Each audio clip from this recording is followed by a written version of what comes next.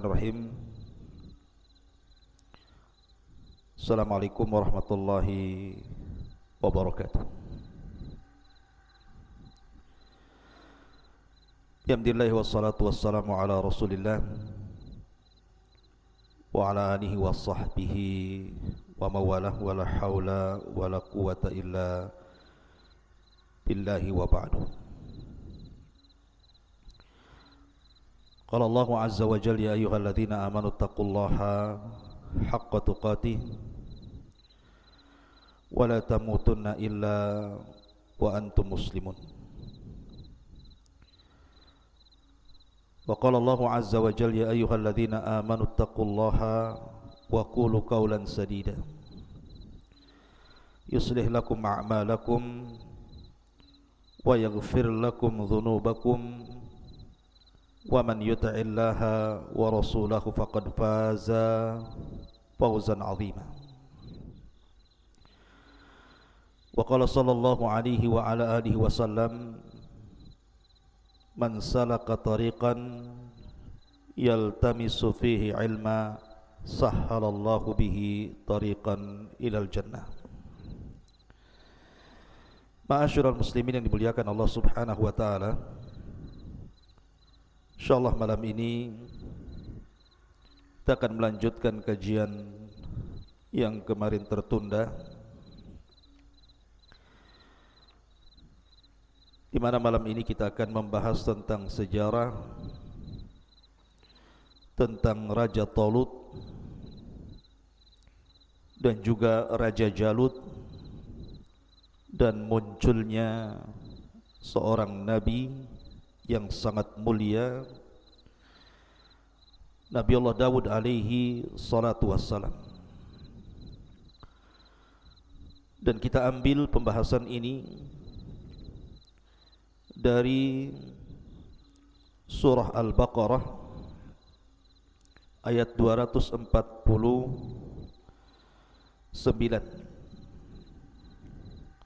Baik, kita akan baca ayatnya.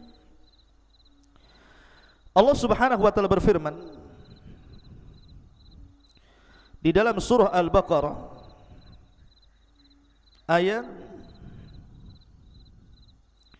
ke-246, Alam tara ilal mala'i min bani Israel min ba'di Musa. Tidakkah kamu memperhatikan kepada para pemuka yang berakal dari pemuka-pemuka Bani Israel setelah wafatnya Musa? Idh qala lahum linabiyyin lahum ub'ath lana malikan nuqatil fi sabilillah. Mereka mengatakan kepada Nabi Samuel, ib'ath lana malikan, wahai Nabi Allah Samuel, kirimkan kepada kami seorang raja, pemimpin perang, agar Allah Subhanahu wa taala kembali memenangkan kita, memberikan kehidupan yang layak bagi kita, dan agar Taurat dikembalikan, dan kami siap berperang di jalan Allah Subhanahu wa taala. Tapi lihat jawaban Nabi yang bijak ini. Qala hal asaitum in kutiba alaikumul qitalu alla tuqatilu. Jangan-jangan jika diwajibkan kepada kalian untuk berperang, kalian pula tak mau perang. Subhanallah. Samuel mengingatkan kakek buyut mereka di zaman Nabi Musa. Ketika Musa hendak membebaskan Palestina, apa kata kakek buyut mereka dari Bani Israel ini? Idhab anta wa rabbuka faqatila. Pergi kau sana wahai Musa, ajak Tuhanmu perang berdua sana, biar kami duduk-duduk di sini, kita nonton siapa di antara kalian yang menang dan siapa di antara kalian yang kalah. Naudzubillah. Su'ul adab. Makanya Nabi Samuel mengingatkan soal itu. Tapi mereka sungguh-sungguh dan mengatakan, qalu wa ma lana alla nuqatila fi sabilillah wa qad ukhrijna min diyarina wa abnaina. Dan mengapa kami tidak akan berperang bersamamu dan raja yang kau pilih? di jalan Allah Subhanahu wa ta'ala, sedangkan kami sudah diusir dari kampung halaman kami, kemudian dipisahkan dari anak dan istri kami yang menjadi budak-budak tawanan musuh-musuh kami. Seolah-olah mereka sungguh-sungguh ingin berperang. Kami tidak sebagaimana nenek moyang kami. Tapi lihat bagaimana Allah Subhanahu wa ta'ala menjawab, falamma kutiba alaihimul qital tawallaw illa qalilan minhum wallahu alimun bizzalimin. Tetapi ketika diwajibkan kepada mereka perang, mereka berpaling. Ya, kebiasaan mereka suka berpaling, suka merobek perjanjian, kecuali sebagian kecil dari mereka. Dan Allah maha mengetahui, artinya mengetahui kondisi mereka, orang-orang zalim itu. Wallahu alimun bizzalimin. Dan Allah maha mengetahui terhadap orang-orang yang zalim. Ma'asyiral muslimin yang dimuliakan Allah Azza wa Jalla, mereka terus mengeluh kepada Nabi Samuel agar dipilihkan kepada mereka seorang raja yang akan memimpin mereka. Akhirnya kemudian Nabi Allah Samuel alaihi salam mulai mencari-cari siapa yang layak untuk memimpin Bani Israel. Dan ingat, Samuel nasabnya ada yang mengatakan Samuel itu bin Bali bin Alqamah bin Yarham bin Al-Yahu bin Tahu bin Sauf bin Alqamah bin Mahith bin Ausa sampai kepada Ya'qub alaihi salatu wassalam. Ma'asyiral muslimin yang dimuliakan Allah Subhanahu wa ta'ala, tentu dia turunan Lawi karena dia seorang nabi kan. Tentu dia turunan putra Yakub namanya Lawi. Ma'asyiral muslimin yang dimuliakan Allah Azza wa Jalla, ketika itu ada seorang anak muda yang fakir, yang miskin, namanya Tolut. Ada mengatakan Tolut ini bekerja sebagai sakah, tukang mengairi ladang orang, diupah, miskin. Ada yang mengatakan dabbag, tukang menyamak kulit kemudian dijual kulitnya. Tapi juga ada yang mengatakan ra'il ghanam, dia tukang pemelihara kambing orang, kemudian diupah. Pokoknya kehidupannya sangat fakir, sangat miskin.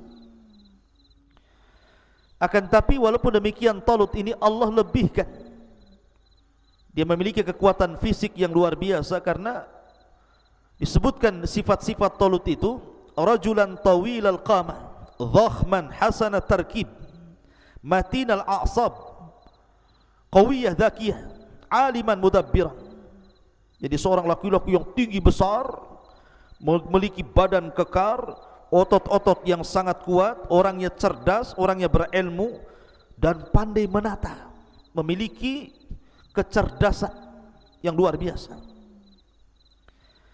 Suatu ketika Tolut dan kawannya ini kehilangan kambing tuannya.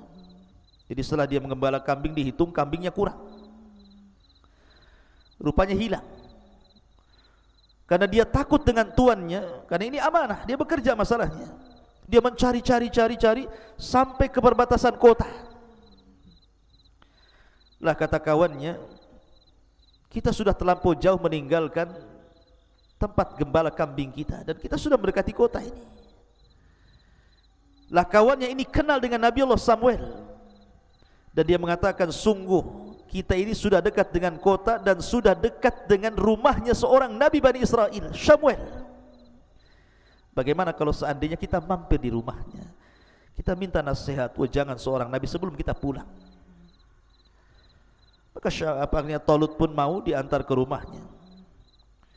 Setelah sampai di rumah Samuel, maka Samuel itu melihat Tolut agak lain. Setelah kemudian memberikan nasihat, kemudian terjadi dialog antara Talut dan Syamuel, Nabiullah Syamuel. Rupanya Syamuel melihat ada sisi yang positif dari Talut ini. Ada sisi kebaikannya, ada sisi kecerdasannya. Kemudian Samuel pun mengatakan, kenapa kau sampai di tempat ini? Kemudian diceritakanlah dia kehilangan kambing peliharaannya. Kata Samuel, sesungguhnya kambing itu akan kembali ke tempat yang engkau menggembala di situ. Dia sedang menuju sana, pulang sana. Tetapi ada sesuatu hal yang sangat besar yang akan terjadi kepadamu.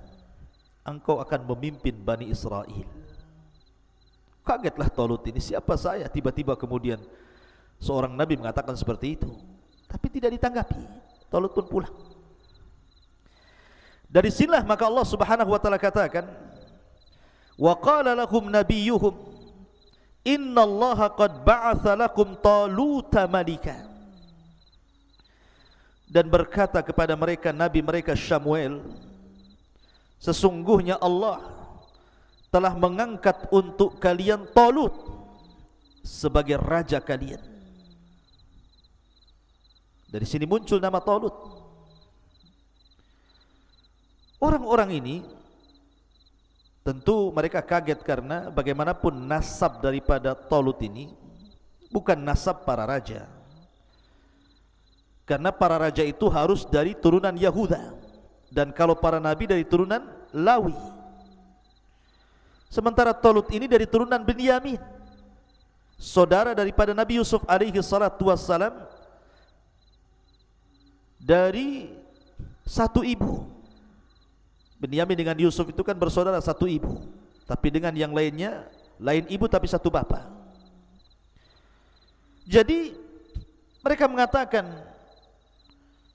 siapa Talut itu? Qalu, mereka mengatakan, anna yakunu lahul mulku alaina wa nahnu ahaqqu bil mulki minhu wa lam yu'ta sa'ata minal mal. Subhanallah, lihat kebiasaan Bani Israel selalu mendebat nabinya. Makanya kenapa Nabi SAW mengatakan, la taqulu kama qalat Banu Israel sami'na wa asaina, qulu sami'na wa ata'na. Rasul yang mengatakan, jangan sekali-kali kalian persis seperti Bani Israel yang mengatakan kami mendengar kemudian kami bermaksiat, tapi katakan kami mendengar kemudian kami taat. Karena kebiasaan mereka itu suka mendebat nabinya. Ingat cerita Al-Baqarah yang sudah saya kisahkan, bagaimana mereka mendebat Nabi Musa.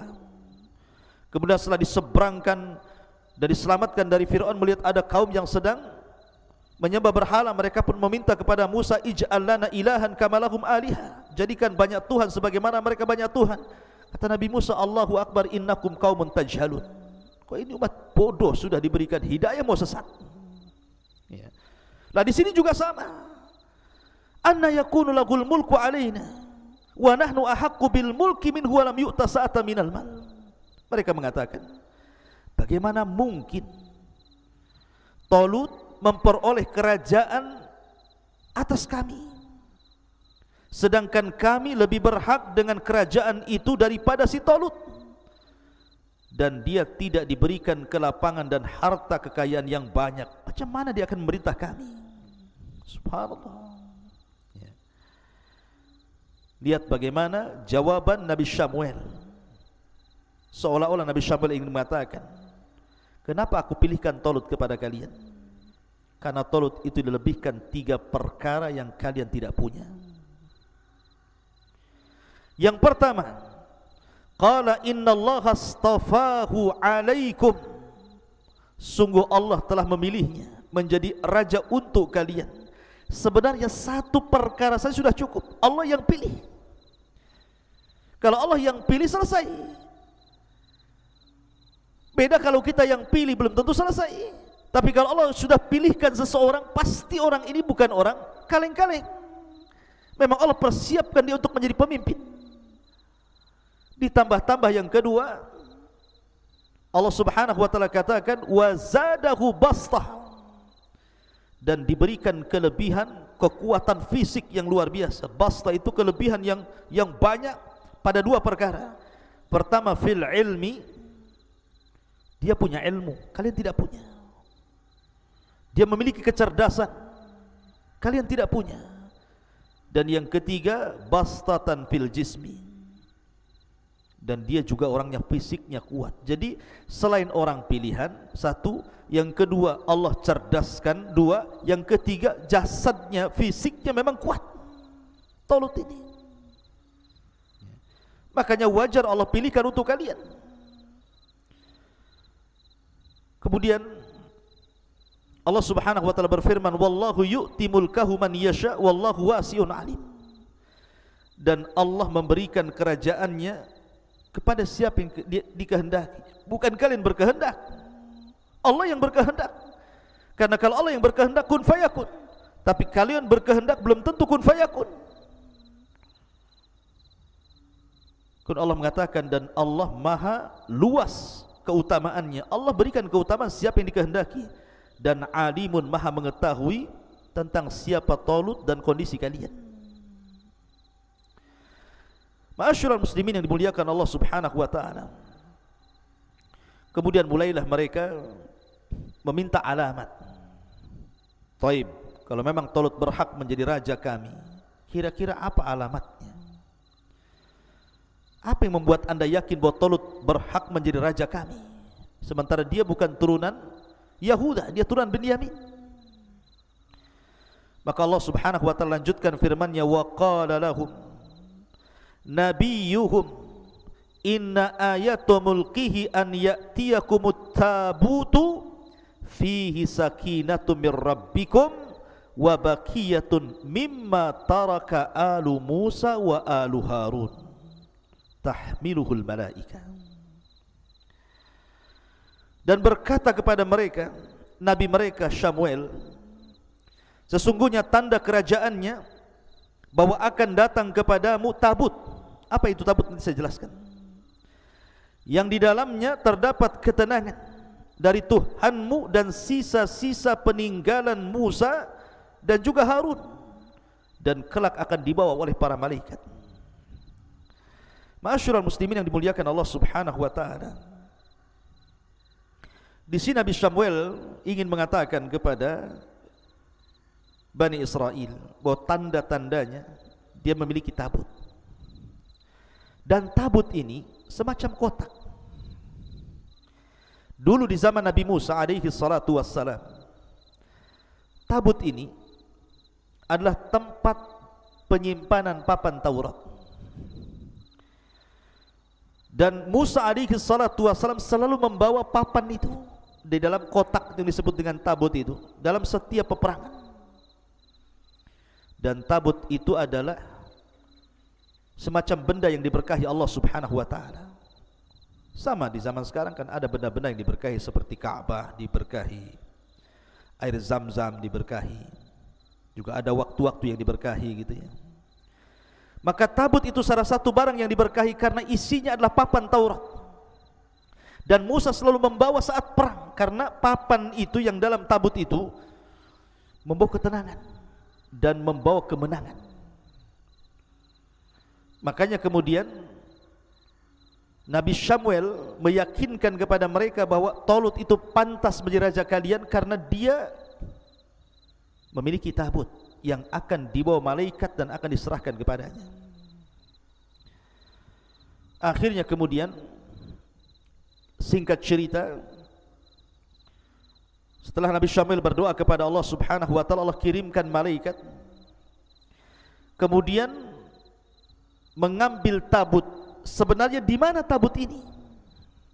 Ada yang mengatakan bahwa saat terjadi peperangan sebelum diutusnya Nabi Samuel, ketika orang-orang Yahudi dihinakan, ada yang mengatakan bahwa tabut itu dicuri oleh Raja Talut dan pasukannya, Raja Jalut dan pasukannya, dicuri oleh Jalut, kemudian disimpan di tempatnya Jalut itu. Ada yang mengatakan bahwa tabut itu hilang entah berantah ketika Bani Israel berada di negeri linglung setelah kematian Musa dan Harun. Hilang terpendam entah di mana. Lah saat kemudian Nabi Samuel memilihkan Talut untuk menjadi raja, maka malaikat mencuri atau mengambil dari Jalut, kemudian diangkat, dibawa terbang kotak itu, dan disaksikan oleh mata-mata Bani Israel. Kemudian kotak itu sedang terbang di bawah malaikat, betul-betul kemudian turun di hadapan Talut. Dan ada yang mengatakan bahwa malaikat mengambil dari galian-galian ardutih, kemudian diangkat, kemudian dibawa terbang, kemudian diletakkan di depan Talut, menunjukkan ini tanda-tanda bahwa dia adalah seorang raja pilihan Allah berdasarkan keterangan Nabi Allah Samuel alaihi salatu wassalam. Barulah mereka yakin bahwa Talut adalah raja mereka. Karena dengan adanya tabut, yang isi tabut disebutkan dalam Al-Quran di sini adalah fihi sakinatun. Tabut itu membawa sakinah, ketenangan. Ada yang mengatakan sakinah di sini adalah arihun, sebuah angin yang menghembus badan-badan pasukan Bani Israel, kemudian membawa ketenangan. Maksudnya tiba-tiba keberaniannya lebih, tidak memiliki rasa takut, dan punya optimis kemenangan. Ada yang mengatakan bahwa sakinah di sinilah ruh minallah tukallimuhum. Ada ruh dari Allah Subhanahu wa taala, malaikat utusan Allah, kemudian mengajak mereka bicara, menjanjikan kemenangan kepada mereka sehingga mereka tenang. Ada yang mengatakan bahwa ketenangan di sini adalah rahmat yang Allah turunkan, dan juga waqar, ketenangan yang Allah anugerahkan kepada mereka. Adapun di dalam kotak itu, kalau di masa Nabi Musa kan cuma papan Taurat saja, karena Musa sudah meninggal. Maka dalam kotak itu bukan hanya papan Taurat, tetapi tongkatnya Nabi Musa juga ada di situ. Tapi tongkat itu tentu tidak berfungsi lagi, karena itu mukjizat khusus Nabi Musa, tidak bisa dipakai oleh Bani Israel. Kemudian bekas-bekas pakaian Nabi Musa juga ada di situ, dan juga bekas-bekas pakaian Harun. Kemudian beberapa peninggalan-peninggalan Musa dan Harun ada di kotak itu, dalam tabut itu. Makanya kotak itu disucikan oleh mereka dan dianggap berkah. Kalau orang perang bawa kotak itu pasti menang, seolah-olah seperti itu. Setelah kemudian mereka yakin mereka mampu mengalahkan Jalut, ma'asyiral muslimin yang dimuliakan, dengan adanya Talut, maka mereka pun mulai berani. Kalau Allah mengatakan inna fi dzalika laayatan lakum in kuntum mu'minin, sesungguhnya pada yang demikian itu benar-benar terdapat tanda kebesaran Allah bagi kalian jika kamu orang-orang yang beriman.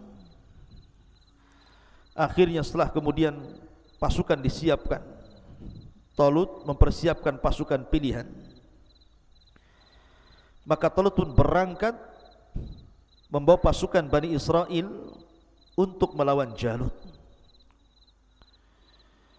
Lah ketika itu ada yang mengatakan dalam riwayat, tentu riwayat Israiliyat, bahwa jumlah pasukan yang dibawa oleh Raja Talut ini, dan ini raja pertama di Bani Israel, karena ini masuk pada Ahdul Mulukil Awal, fase kerajaan pertama, sudah tidak dipimpin oleh nabi-nabi lagi, sekarang mulai dipimpin oleh raja sebagaimana apa yang mereka kehendaki. Maka Talut pun membawa pasukan berapa? 80 alfan, 80.000 pasukan Bani Israel. Tetapi tentu Allah Subhanahu wa taala hendak menguji mereka. Dari 80.000 pasukan ini tidak semua ikut terlibat dalam perang. Mereka harus melalui ujian-ujian. Siapa yang pantas menjadi pasukan Talut dan siapa yang tidak pantas. Makanya Allah mengatakan falamma fasala Taluta bil junud qala innallaha mubtaliikum binahar.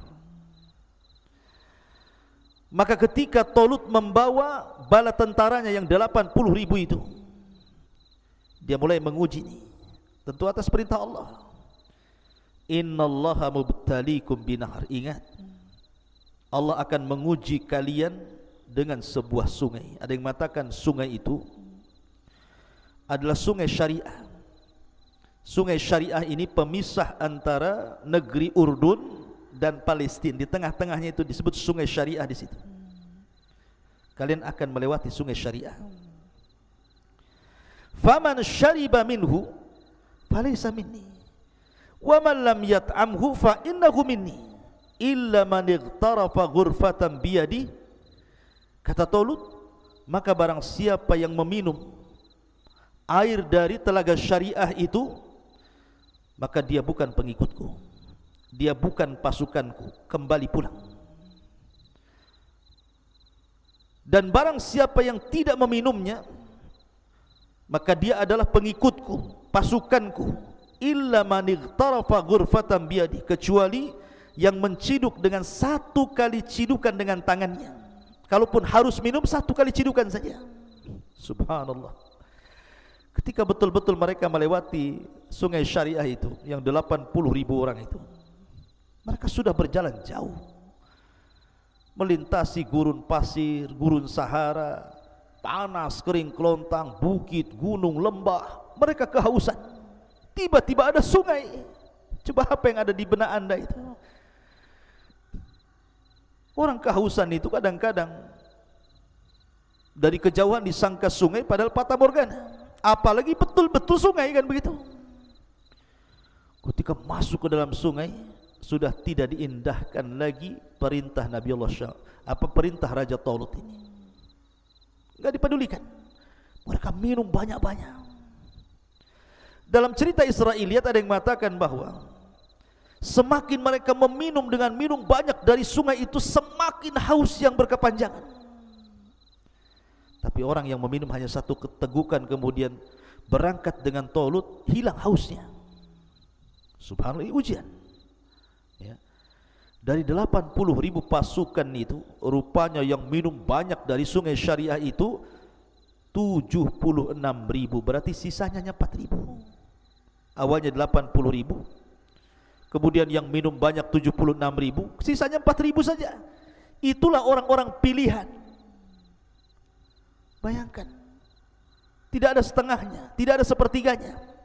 Dari 80.000, sisanya hanya 4.000 yang bertahan. Yang 76.000 tumbang. Mereka tidak layak untuk menjadi pengikut dan tentara Talut rahimahullahu ta'ala. Maka Talut pun hanya membawa 4.000 pasukan ini. Maka Allah subhanahu wa ta'ala kemudian memberikan ujian yang kedua. Falamma jawazahu huwa walladhina amanu ma'ah. Ketika dia Talut menyeberangi sungai itu dan orang-orang yang beriman yang bersamanya, qalu, mereka berkata, la taqatana al-yawma bijaluti wa junudi. Nampaknya kami tidak kuat lagi pada hari ini wahai Talut melawan tentara Jalut yang sangat kuat. Subhanallah, ini 4.000 pasukan nih, padahal sudah pilihan nih. Ketika betul-betul melihat Jalut dan tentara yang sangat kuat, yang sangat banyak, mulai ciut dari 4.000 ini. Ini ujian kedua nih. Rupanya apa yang terjadi?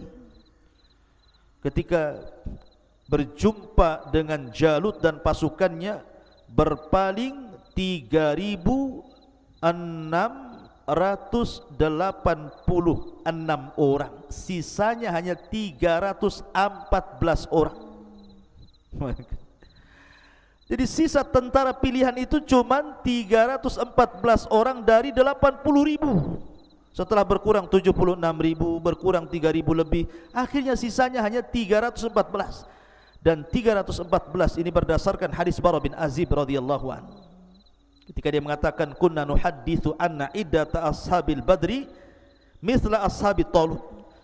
Kata Bara bin Azib radhiyallahu anhu dalam hadis yang sahih bahwa jumlah pasukan Rasul saat perang Badar itu persis seperti jumlah pasukan Talut saat melawan Jalut, 314 orang. Ma'asyiral muslimin yang dimuliakan Allah Subhanahu wa taala. Kemudian orang-orang yang masih teguh, yang 314 orang ini mengatakan, qala alladziina yadhunnuna annakum mulaqullah kam min fi'atin qalilatin ghalabat fi'atan katsiratan biidznillah wallahu ma'as sabirin. Maka orang-orang pilihan yang sisanya hanya 314 orang ini mengatakan, berkatalah mereka yang sangat yakin bahwa mereka akan berjumpa dengan Allah, betapa banyak kelompok yang kecil mampu mengalahkan kelompok yang besar karena izin dari Allah Subhanahu wa taala, dan Allah beserta orang-orang yang sabar. Dan subhanallah, di zaman Nabi sallallahu alaihi wasallam, apa yang terjadi dengan Talut juga terjadi dengan Nabi sallallahu alaihi wasallam dalam perang Badar. Pasukan Rasul 314 orang, sementara pasukan musuh 1000 lebih. Tapi betapa banyak kelompok yang kecil mampu mengalahkan kelompok yang besar karena izin Allah Subhanahu wa taala. Begitu yakinnya mereka. Ma'asyiral muslimin yang dimuliakan Allah Azza wa Jalla. Kemudian Allah mengatakan, walamma barazu li Jalut wa junudi qalu rabbana afrigh alaina sabran wa thabbit aqdamana wansurna 'alal qaumil kafirin. Dan ketika mereka maju melawan Jalut dan tentaranya yang sangat kokoh dan kuat itu, orang-orang yang tersisa hanya 314 orang pilihan ini mengatakan, berdoa kepada Allah, Rabbana afrigh alaina sabra, ya Allah limpahkan kepada kami kesabaran. Minta sabar. Ini pasukan banyak, kalau tidak sabar berpaling mereka. Wa tsabbit aqdamana, kokohkan langkah-langkah kami, jangan berpaling. Wansurna 'alal qaumil kafirin, dan berilah pertolongan kepada kami untuk menghadapi orang-orang kafir. Ma'asyiral muslimin yang dimuliakan Allah Azza wa Jalla, dari 314 orang ini, ketika berhadap-hadapan, kita tahu bahwa perang dulu berbeda dengan perang sekarang. Karena perang dulu itu ada istilah mubarazah. Mubarazah itu adu tanding. Mana jagoanmu, ini jagoan saya. Rupanya dari pihak Jalut itu, Jalut sendiri yang maju. Jalut sendiri yang maju, kemudian menantang-nantang jagoan dari pihak Talut. Ma'asyiral muslimin yang dimuliakan Allah Azza wa Jalla, tiba-tiba kemudian satu pasukan pun tidak berani melawan Jalut. Padahal Talut sudah merintahkan, maju satu di antara kalian lawan Jalut. Tidak bergeming. Akhirnya kemudian Talut bingung, kenapa dari 314 orang tidak ada yang mau melayani Jalut. Mulai ketakutan, diuji lagi oleh Allah Azza wa Jalla. Sampai akhirnya Talut menjanjikan sesuatu. Kalau di antara kalian ada yang bisa membunuh Jalut, kunikahkan dia dengan putriku, dan dia berhak mendapatkan kerajaan sepeninggalku. Dua keistimewaan, menikahi putri Talut dan mewarisi tahta kerajaannya. Tapi tidak ada yang mau. Mereka tahu risikonya. Walaupun ini hadiah besar, kalau harus mati konyol buat apa? Enggak jadi nikah, enggak jadi raja kan itu. Tapi Allah takdirkan, dari 314 orang ini ada anak yang paling muda, yang paling kecil di antara mereka, baik perawakannya atau usianya. Disinilah muncul nama Daud alaihi salatu wassalam. Ma'asyiral muslimin yang dimuliakan Allah Azza wa Jalla, sebenarnya dalam kisah yang lain, Nabi Daud ini sudah diprediksi oleh Samuel ketika dia berdialog dengan Raja Talut dan mengatakan, wahai Talut, sesungguhnya dalam pasukanmu itu akan ada seseorang yang akan membunuh Jalut. Kata Nabi, kata Raja Talut, bagaimana caranya? Kemudian dia mengeluarkan baju besi. Pakaikan baju besi ini kepada salah satu pasukan. Siapa yang cocok dengan baju besi ini, maka dia yang akan membunuh Jalut. Semua tentara mencoba baju besi itu, tapi Talut tidak berbicara soal kemenangan, soal pembunuhan Jalut. Hanya pakailah baju besi ini, dipakai pada satu tentara, tidak cocok, dipakai lagi tidak cocok, dipakai lagi cocok. Terakhir rupanya cocok kepada badannya Nabi Daud alaihi salatu wassalam. Dengan sebab itulah Daud membunuh Jalut. Ada yang mengatakan bahwa tatkala kemudian Daud alaihi salatu wassalam ini hendak berperang, karena Daud ini kan memiliki orang tua seorang pejuang juga di masa sebelumnya, dan memiliki 6 putra. Yang paling kecil Daud alaihi salatu wassalam, lain nanti kisahnya ada sendiri. Lah ketika Nabi Daud alaihi salatu wassalam hendak terlibat mendaftarkan diri menjadi pejuang dan diterima, dia pun bingung harus menggunakan senjata apa. Maka di berjalan-jalan, tiba-tiba di tengah perjalanan ada suara. Rupanya suara itu datang dari batu. Kemudian batu ini mengatakan, "Ya Daud, bawalah aku. Bawalah aku. Akulah yang akan membunuh Jalut," katanya. Dan tidak heran kalau batu ini bisa bicara, karena di zaman Nabi Musa alaihi salatu wassalam saja, ketika Nabi Musa alaihi salatu wassalam diuji oleh Allah Azza wa Jalla dan diuji oleh Bani Israel karena tidak mau mandi bareng dengan Bani Israel, sehingga Bani Israel kemudian menuduh Musa itu punya penyakit kulit. Padahal Musa tidak memiliki penyakit itu, bahkan badannya paling indah di antara seluruh badan-badan Bani Israel. Tapi terus mereka mengejek Nabi Musa. Jadi ketika Nabi Musa mandi, pakaian diletakkan di batu, batu itu jalan. Dikejar-kejar Nabi Musa, dan auratnya nampak kala itu. Rupanya batu itu terus berjalan melintasi Bani Israel yang sedang mandi. Barulah mereka melihat jasadnya, fisiknya Nabi Musa. Rupanya mereka sadar bahwa itulah fisiknya Nabi Musa, tidak ada yang lebih indah dibandingkan dirinya. Subhanallah. Ma'asyiral muslimin yang dimuliakan Allah Subhanahu wa taala, begitulah Nabi Musa. Rahimallahu akhi Musa, kata Rasul, laqad udhiya bi aktsar min hadza. Sungguh Allah merahmati Nabi Musa yang sudah diuji lebih banyak dibandingkan ini. Ma'asyiral muslimin yang dimuliakan Allah Azza wa Jalla, akhirnya kemudian Allah Subhanahu wa taala mengatakan, fahazamuhum biidznillah wa qatala Dawud Jaluta wa atahu Allahul mulka wal hikmah wa 'allamahu mimma yasha. Maka mereka pun mampu mengalahkan Jalut. Pasukan Talut mampu mengalahkan Jalut dengan izin Allah. Semua kemenangan atas izin Allah. Dan Daud, dari sinilah muncul nama Daud. Dan Daud membunuh Jalut. Kemudian Allah memberinya kerajaan dan hikmah, dan mengajarinya dari apa yang ia kehendaki.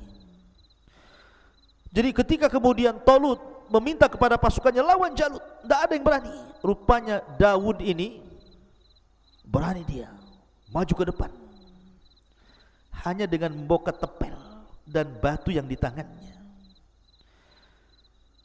Ketika Jalut mengatakan, abrizu ilayya man yuqatiluni, tampakkan kepadaku siapa yang akan adu tanding denganku. Kata Jalut, fa in qatalani falakum mulki wa in qataltuhu falyamulkukum. Kalau orang itu bisa membunuhku, ku serahkan kerajaanku kepadanya. Tapi kalau aku yang membunuh dia, serahkan kerajaan kalian kepadaku. Datang Daud alaihi salatu wassalam. Kemudian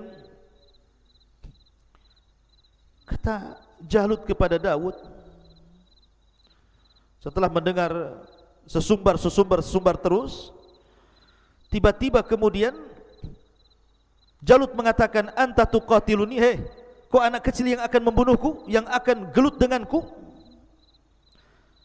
Kemudian dia mengatakan, na'am ya, saya yang akan melawanmu. Kata Jalut, wailaka ma kharajta illa kama takhruju ilal kalbi bil miqlah wal hijar. Apa kamu ini? Kamu hanya bawa ketepel, kau hendak membunuhku. Itu sama kau hendak keluar mencari anjing dan kau melemparnya. Demi Allah, la ukassiranna lahmaka, aku akan potong-potong dagingmu. Wala ut'imannahu al-yawma at-tayra was-siba, dan aku akan berikan potongan-potongan tubuhmu biar dimakan burung-burung dan binatang buas. Subhanallah. Ma'asyiral muslimin yang dimuliakan Allah Azza wa Jalla, Daud tenang, dia mengatakan, anta tuqatiluni, bal anta aduullah, katanya, bahkan engkau musuh Allah, syarrun minal kalbi, lebih buruk daripada anjing. Ini dah saling mengejek ini. Dan tidak mengapa dalam peperangan, sombong dalam peperangan, tidak mengapa. Seperti Ali radhiyallahu anhu mengatakan, ana alladhi sammatni ummi haidarah, sayalah orang yang diberi gelar ibuku sebagai macan hutan. Kalaithi ghabatin karihin mangdara, yang sangat menakutkan.